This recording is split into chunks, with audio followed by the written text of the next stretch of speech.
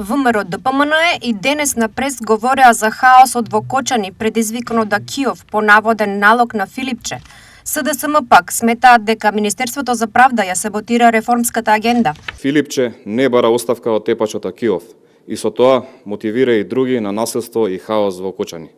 Венко Филипче има за цел да ја дестабилизира состојбата во Кочани и со создавање на хаос да добие некој ситен политички поен. Тепачот советник Аки Акиов делувал по налог на Заев и Филипче и затоа нема ни збор од СДС во насока на негова оставка.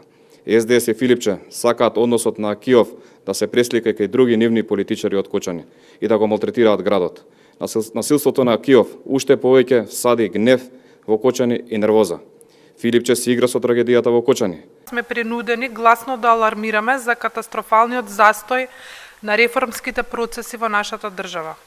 Владата на ДПМНЕ, за жал, не престанува да демонстрира шокантна една неподготвеност и целосно отсуство на свест за неопходноста од итно спроведување на реформската агенда, особено кога станува збор за судските реформи. СДСМ нема да молчи, напротив, ќе продолжиме жестоко да се бориме за вистинските реформи, конструктивно да се бориме за реформските приоритети, за независното судство и за држава во која владее правото, а не политичките пазарења.